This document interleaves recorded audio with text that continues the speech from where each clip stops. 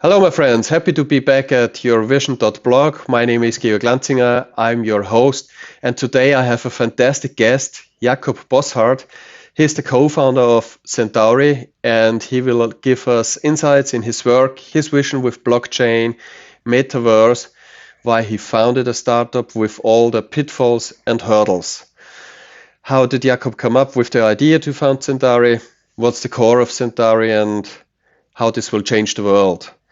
And yeah, happy to have you here, Jakob. Please introduce yourself a little bit. Hello, Georg. Hello, everyone. It's really a pleasure here to be here in this session today and present myself and talk about Web3, about the metaverse, about all kinds of new technologies changing the world, which I'm part of.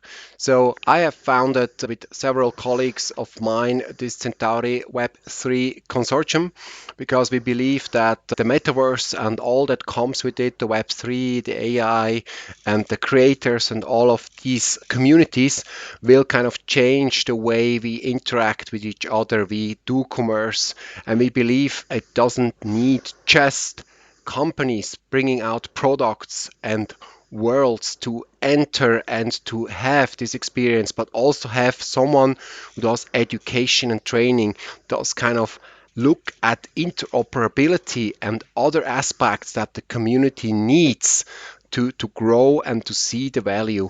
And all of my colleagues are committed to that, and we want to kind of change the view people have here for this new set of technology.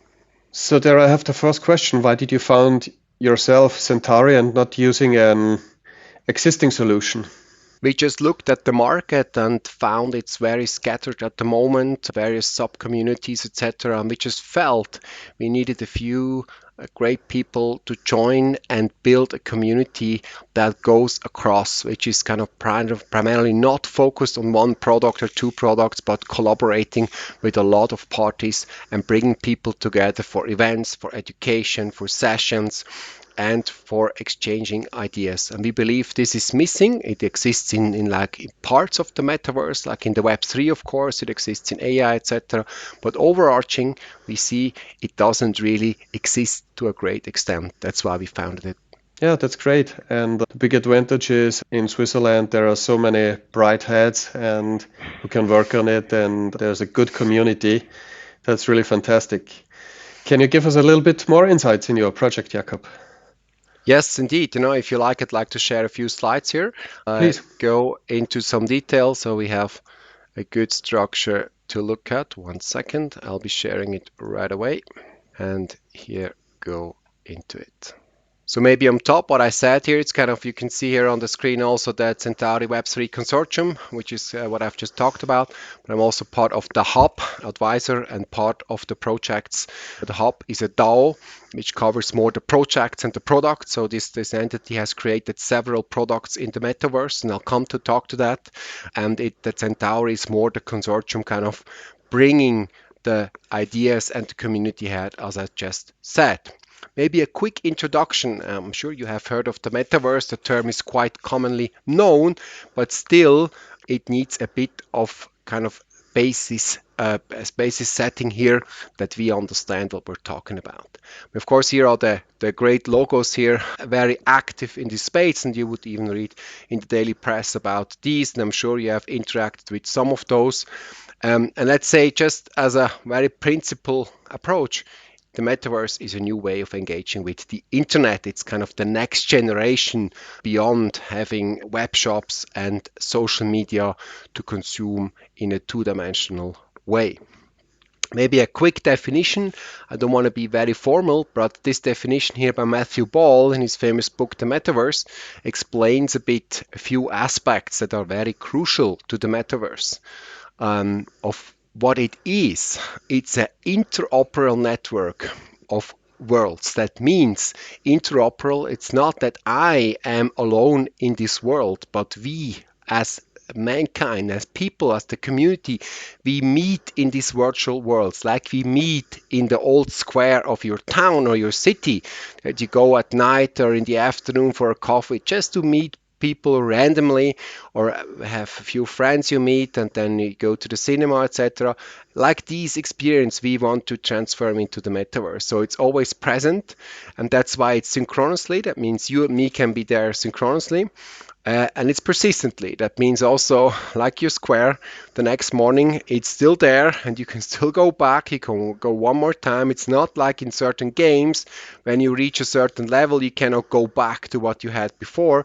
It's really kind of more persistently and not static, but still it has this persistency of the world that changes like the real world and has this interaction kind of possibility that we see.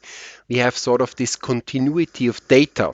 That means also, like in the real world, you have an identity. So you have your avatar that belongs to you. You present yourself to the others, like in the real world. Of course, maybe one day you wear a different jacket and a different pair of jeans, but it's still you, and people recognize you as such, and you have an identity. And you also have a history, kind of like in the real world, what you've done before in terms of interacted. Maybe you've participated in games, you collected tokens, you did all kinds of interactions with the world, with the digital world here at the metaverse, like you do in the real world. And maybe you have certain entitlements because you've earned something or you bought something. You can go into a private area of the metaverse, so you can kind of gather some NFT loyalty points or whatever. And you can also, of course, communicate and do, most of all, commerce. So payments is very important. So it's not just a game. It is a game, of course. It's a gamification effect that makes it very attractive. But in the end, it's also a new place for commerce. We interact with each other, we buy from each other, you buy services, goods, etc., and interact in this world. That's why I like this very, very much here. So the metaverse now also, it's not just a game where we kind of meet our world that we meet in. It brings together various aspects, into one umbrella. And of course, it's the Web3 here. And we see this as a mega trend now. The Web3 is kind of with all its power of the blockchain, for example, mainly the blockchain here, brings the possibility that you own your assets, like you own your skin, the way you dress, your avatar, you own your tokens that you earn or buy and can interact commercially. Can really persistently take that across the world. It's like in the real world, you can go to one place, then to another, and you're still the same person, you still own the same things. That's exactly what Web3 makes possible, a huge possibility. It brings in artificial intelligence, a lot of kind of services and things that make this experience more attractive is coming into the metaverse, surely as another kind of major trend here for us to appreciate. So this is the real Web3 where the technologies are coming together, the metaverse, AI, blockchain technology, also crypto. That's really fantastic. You're right, it really comes together. That's what makes it so attractive, and we see a lot of investors also heavily investing in companies fostering this type of thing. Yeah. Also in gaming, for example, just to mention a bit, for example, in Fortnite, thus far we have not been able to carry out any of the achievements within the game or things that you earned or tokens that you earned kind of into the real world. Now these games all change into Web3 that you can actually take your achievements out and use in another world or gain tokens that you can maybe then sell on the market outside, just on a regular exchange, on a DEX here like Uniswap or something, where it is possible to take out the economy that you have in the game outside the game. And that makes it really, really attractive for us to interact. So there is no lock-in, that you just can use your items in this metaverse. You also can bring them out into another metaverse or into the real world in exchange to money. That is exactly right. For example, you could earn some loyalty points, while interacting in the metaverse. And that's again an opportunity for companies to offer such. And these loyalty points can then be used, for example, buying your coffee, buying your pair of sneakers, buying whatever you like, or get a rebate somewhere. So you can kind of bind this or combine this world of this new digital world with the real world that we know every day. And that's really this border is kind of floating around now, and we get this interaction more and more, and which is very attractive for companies, but also very attractive for just users and participants. And so, are you genius or are you mad? Why you founded Centauri? That's the big question. Are also the big brands interested in metaverse? Indeed, yeah. Some people just believe a bit the metaverse is dead, and it was a hype the past 2, 3 years, and now it's gone. I see quite the opposite. It's taking up speed, it's growing, and we see a lot of big companies in it. So we see, for example, banks. I come to talk to that, a very conservative kind of industry, protecting assets, and also having a high level of regulation. So you need to have privacy, etc., and confidentiality and all of these things. We bring these services to the metaverse as well, and they see the value of attracting a new generation of clients. Then we see, of course, all the fashion brands, all the big ones, kind of, the high end kind of fashion. Of course, they're into all the big brands here coming out of Paris or New York. They're into it. Then, of course, all the sports article producers like sneakers, shirts, etc. This is kind of a huge thing where you see people, these companies present themselves to the people and to their next generation of fashion.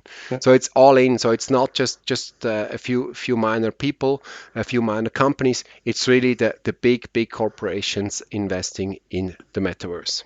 I still love the presentation of Maria von Schell-Plessen. She's the head of Web3 at Gucci, and she's a fantastic lady, and she expressed that the metaverse is really very important for them, because in the past Gucci products had to be available everywhere on every airport, but now they have to be available always, and that makes the metaverse possible. Exactly. The market is much bigger. It's always present around the clock, wherever you are. There's interaction, and this is the great thing. And it's not just a web shop where you buy Gucci products. It's an interaction where Gucci presents themselves like you go into a store or into a fashion show. In fact, which not everybody on the planet has the privilege of attending. That's really great.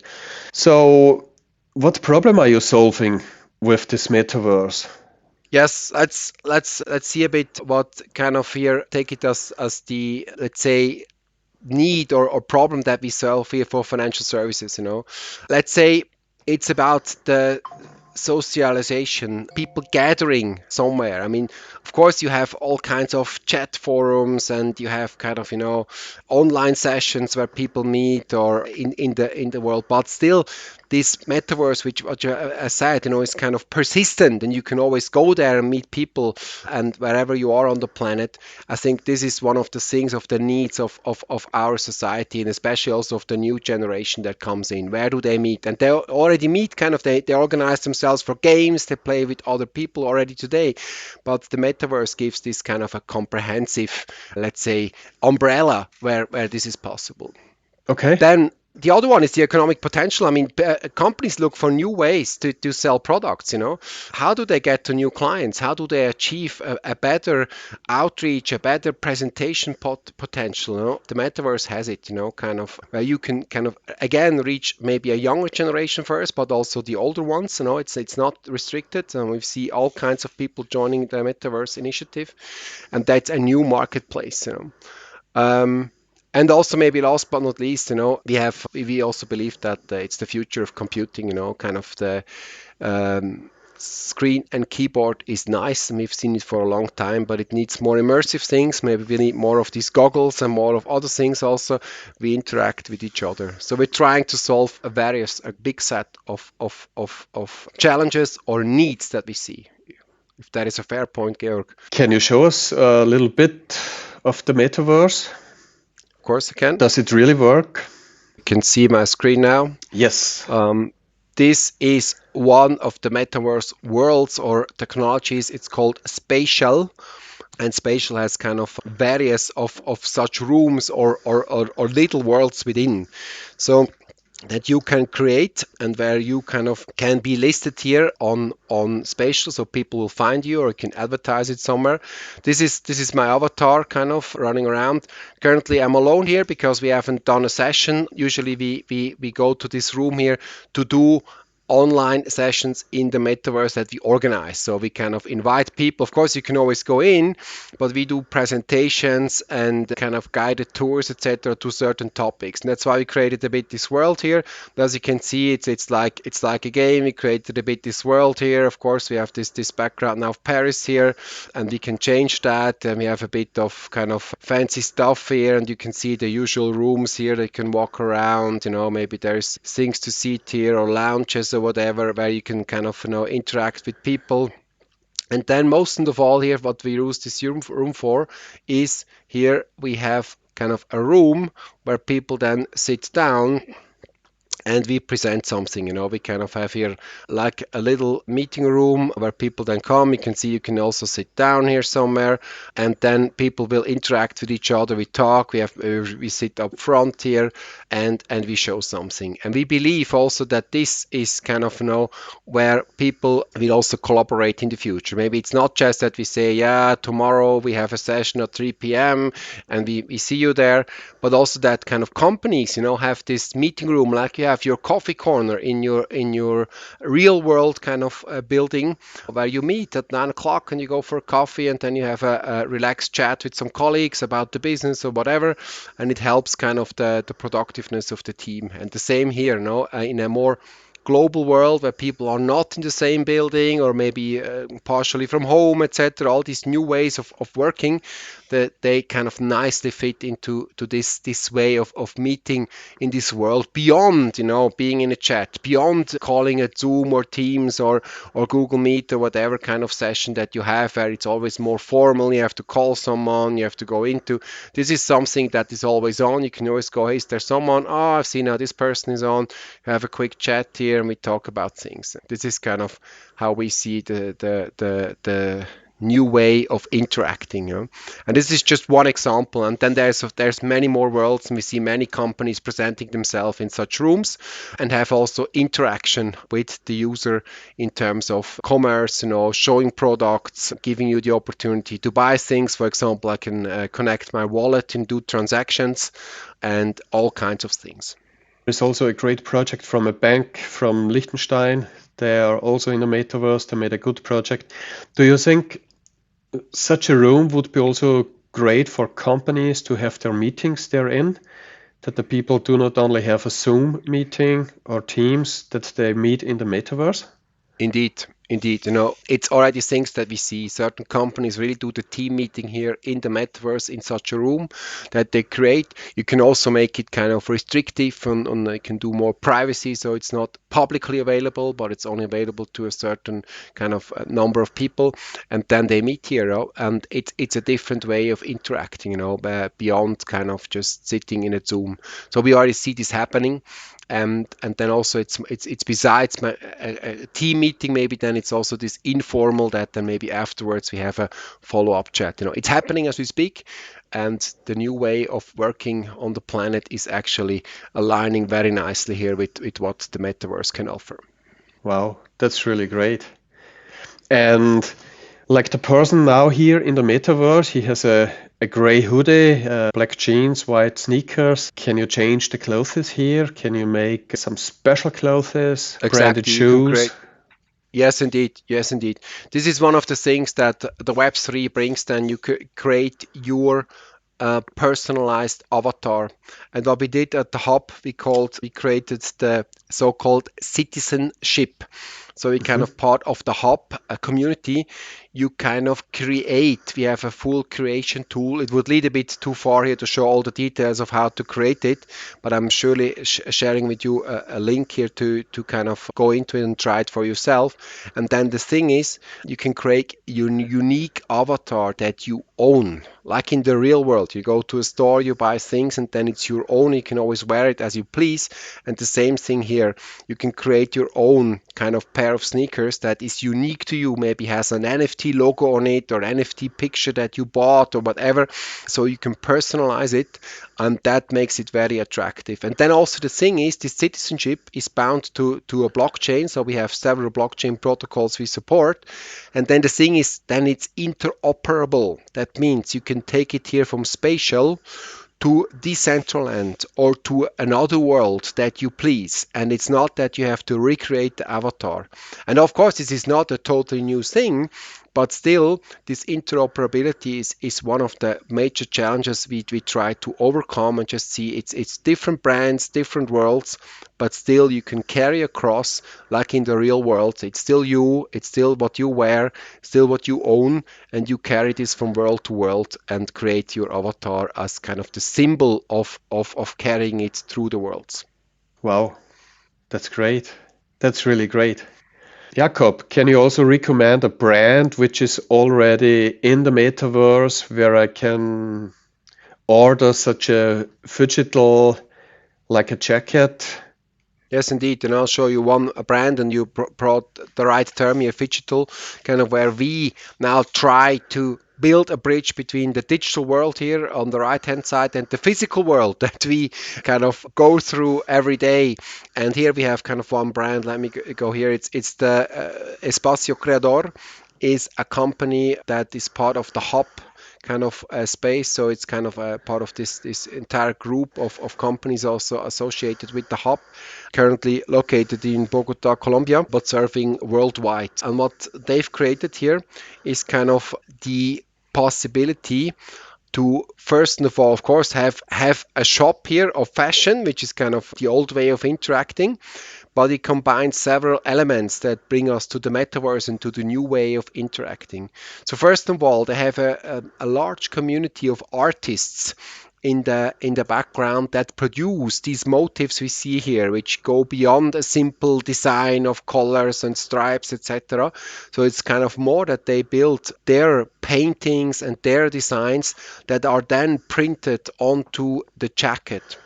And that's only one thing. So these artists kind of produce these fancy jackets here, which is kind of come more as a piece of art beyond being a cool type of fashion.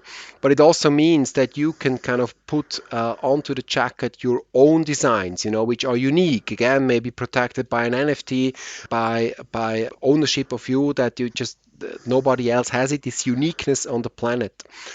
And this is kind of the way you say, okay, this is not new, we can already have that. But then the thing is we combine it here with presenting those here in Decentraland. So we have created an entire building where we kind of look at these jackets in a three-dimensional way, and we're also getting closer and closer to it, that also your avatar that comes in can try out these jackets, and you can kind of look at yourself like in the shop. You would try it out and look yourself in the mirror and would just see what does it look like. And in the end, you can tune your design, etc. As you see, we have created here one jacket which has the Centauri logo on it, and then we have it produced and shipped wherever you are on the planet, and you actually wear it in this unique piece of a jacket, which is, we believe, is the new way of interacting here with the fashion, how you buy it, how you create it even, and then make this bridge between the digital and the physical world. And can I identify the jacket, the real jacket in our world? Can I identify it also that this is the jacket you see in the metaverse? Yes, indeed. Yeah. We have now here in this particular example, we produced this unique jacket here for an event that we did, and then in fact the jacket that we had kind of as a unique piece wearing at the event is at the same time presented in the metaverse, the exact same. Not just kind of a similar one, but the exact design, wherever the kind of the art is and the different pictures here and everything is exactly the same. So you can kind of present your product like in a 2D web shop, but really kind of you have this interactive experience, this immersive experience, which you usually don't have in a simple 2D shop that we currently use. So that's really great that there is inclusion really lived in the metaverse, because Espacio Creador, it's from Colombia. They have really great designers, and they always love the colors. That's great. And that's great that they are also included into the metaverse. That's great. So we will put the link how the people can contact you to order a jacket, how to contact Espacio Creador or contact you to get the room in Spatial. That's really fantastic. So now I could see the founder of Centauri, he is not delusional, he's really a visionary.